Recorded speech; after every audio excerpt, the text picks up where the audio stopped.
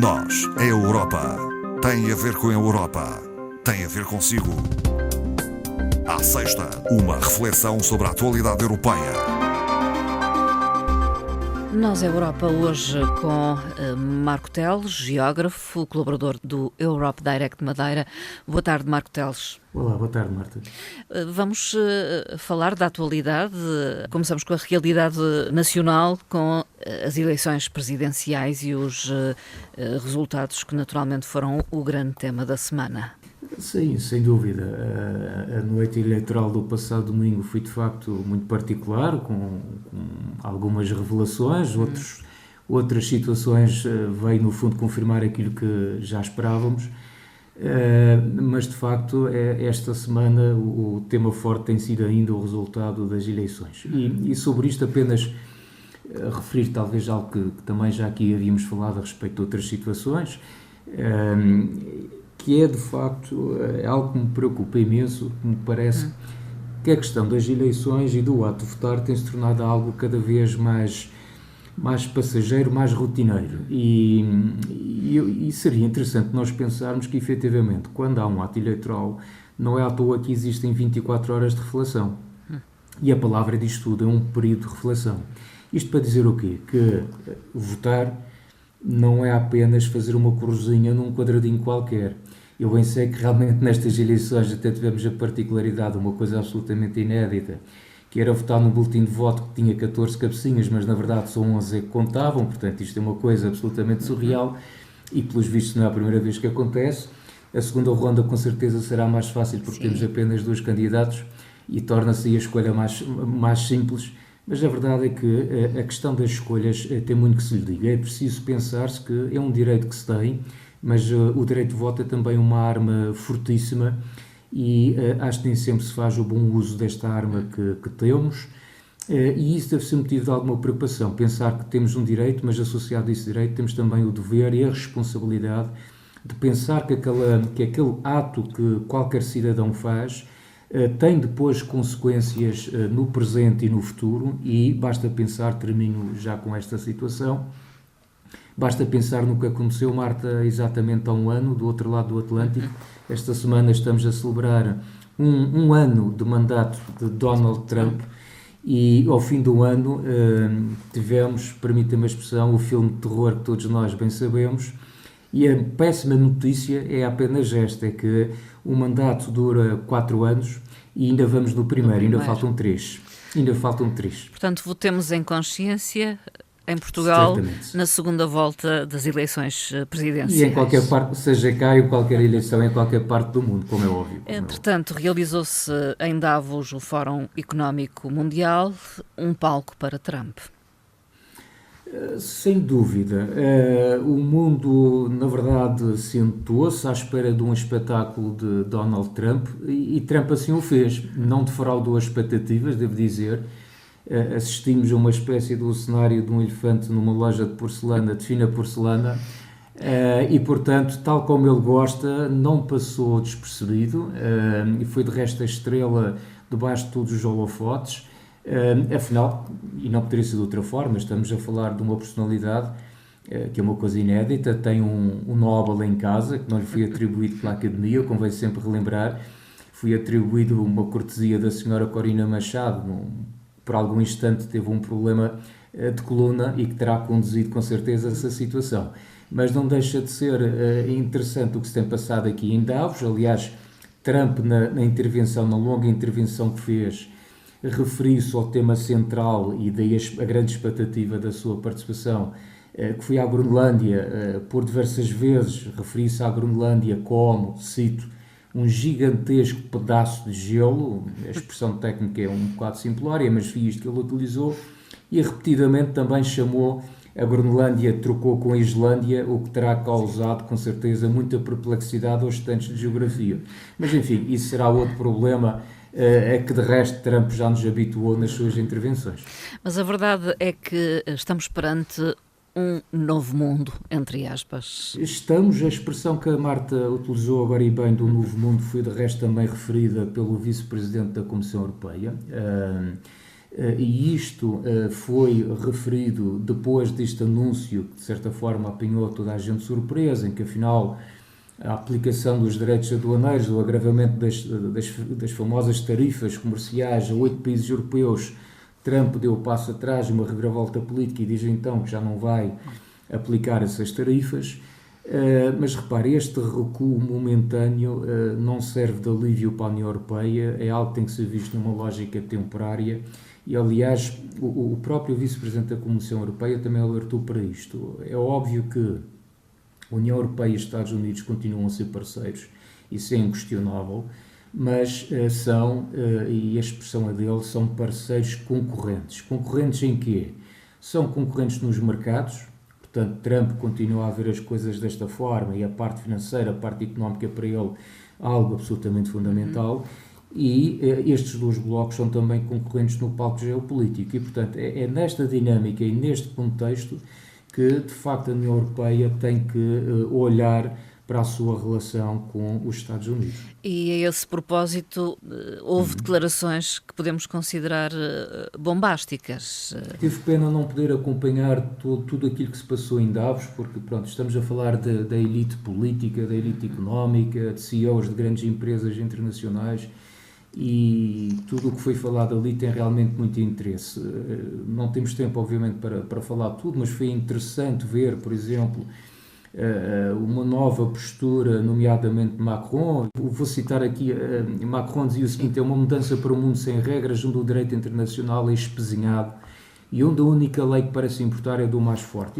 Isto é um discurso um bocadinho que nós não estamos habituados do lado de Macron, e não fui o único a endurecer o seu discurso. Houve também aqui uma intervenção que foi, de resto, aplaudida por muita gente, não só políticos, mas académicos, que foi do primeiro-ministro canadiano. Teve um discurso, uma intervenção muito boa mesmo, e ele falava algo que parece-me também interessante. Ele fazia esta advertência, que era o seguinte: dizia que as potências intermédias deviam agir em conjunto, porque se não estivermos à mesa, estaremos na ementa. Portanto, é um alerta que ele faz.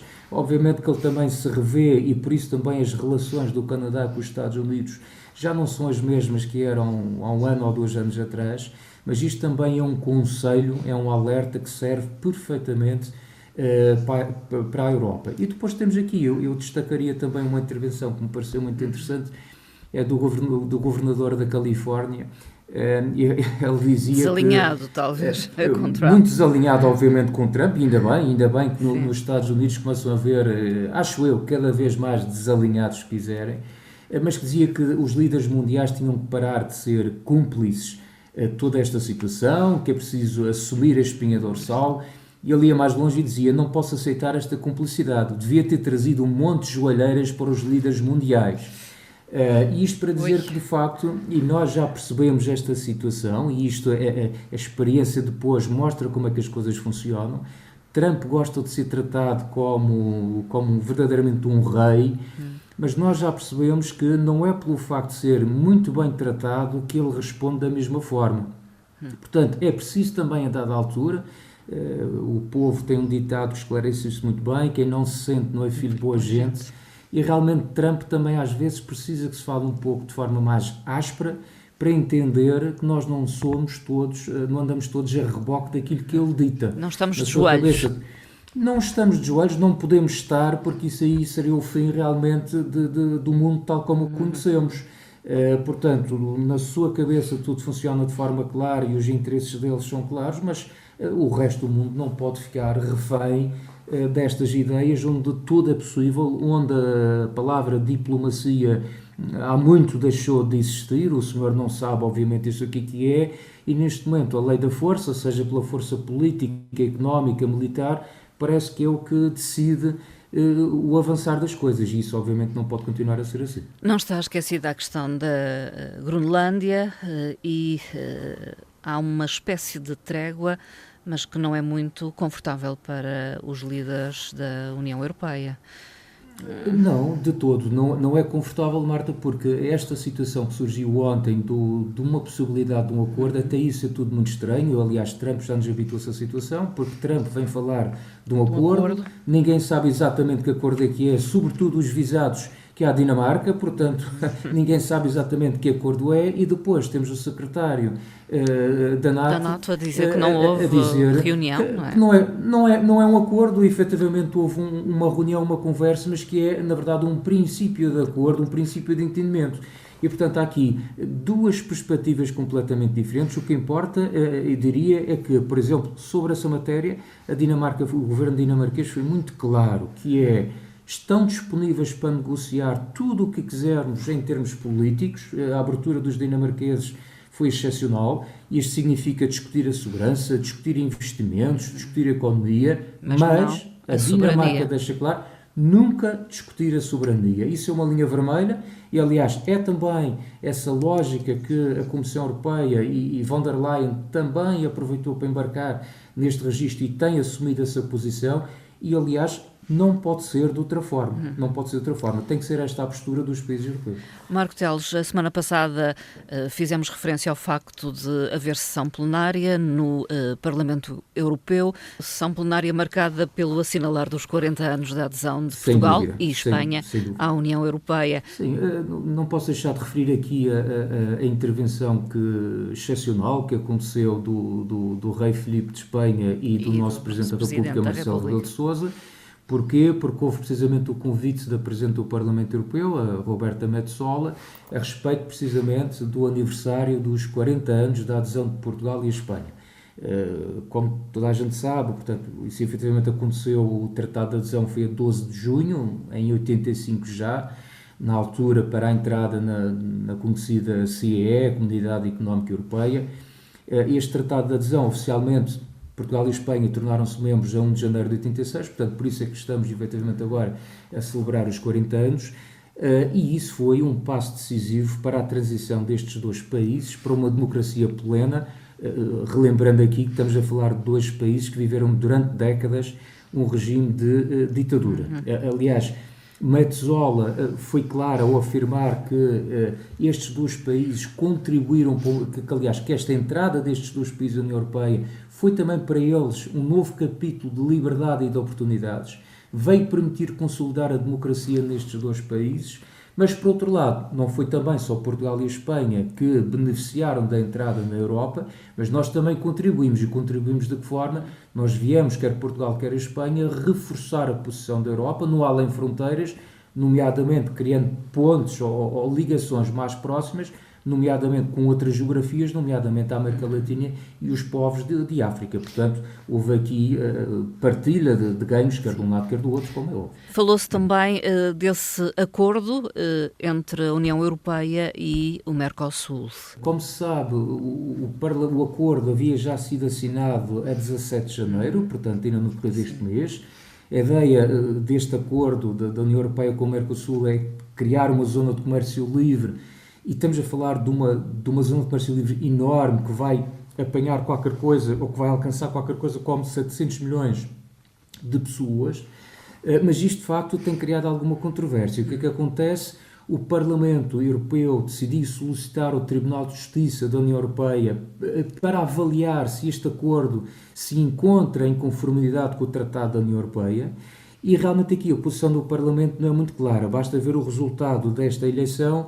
334 eurodeputados votaram a favor deste recurso e 324 votaram contra, havendo 11 abstenções, por aí, 10 ou 11 abstenções.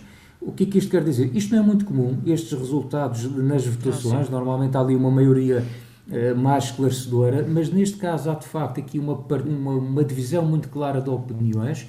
Há realmente quem entenda que este acordo é uma grande oportunidade para a indústria e para a economia europeia e que faz todo o sentido também, no sentido de reforçarmos a nossa posição geoestratégica decorrente da atual conjuntura que se vive e do próprio choque e a fricção que nós temos com os Estados Unidos, mas por outro lado, há também aqui determinados setores, nomeadamente o setor agrícola e com particular interesse ao nível da França, da Polónia, por exemplo, em que há aqui uma enorme preocupação com as implicações que possam acontecer com a entrada de produtos mais baratos, vindos, por exemplo, de países sul-americanos, e daí esta resolução, este pedido agora ao Tribunal, que vai ter, na verdade, consequências.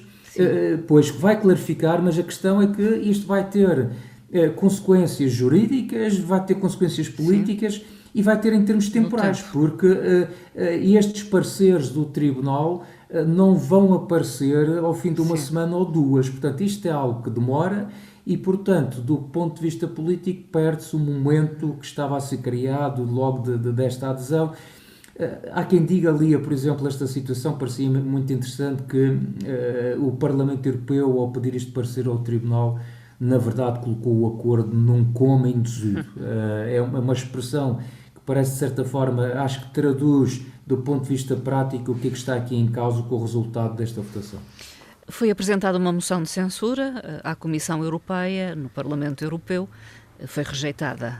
Sim, isto aqui, este tópico que a Marta está a referir, serve apenas para nós lembrarmos uma coisa. Acho que o Parlamento Europeu, nesse aspecto, tem sido muito claro e que o papel dos eurodeputados conseguem separar aquilo que verdadeiramente interessa. Ou seja, uma coisa é a estabilidade política da existência da própria Comissão e da equipa da Comissão, outra coisa é a orientação dessa Comissão e, por exemplo, a questão do acordo. Se, no caso do acordo, a maioria dos deputados achou que, de facto, não estavam reunidas as condições e que o Tribunal se devia pronunciar sobre essa situação, o mesmo já não se passou, por exemplo, por mais esta moção de censura, e creio que já é a quarta desde o ano passado. 3 delas, destas 4, acho que 3 foram propostas pelo grupo dos Patriotas pela Europa, que todos nós conhecemos as suas afinidades políticas, e uma vez mais esta moção de censura foi amplamente rejeitada pelos deputados europeus, porque obviamente há aqui um sentido de responsabilidade e portanto não se pode estar aqui a discutir assuntos sérios com alguma leviandade. Portanto, houve aqui esta responsabilidade, a resposta foi clara e, portanto, foi mais uma moção de censura que caiu por terra. Marco Teles, ficamos por aqui. Uma vez mais, obrigada pela participação nesta emissão. Obrigado eu. Até uma próxima. Bom fim de semana. Até à próxima. Bom fim de semana. Até à próxima.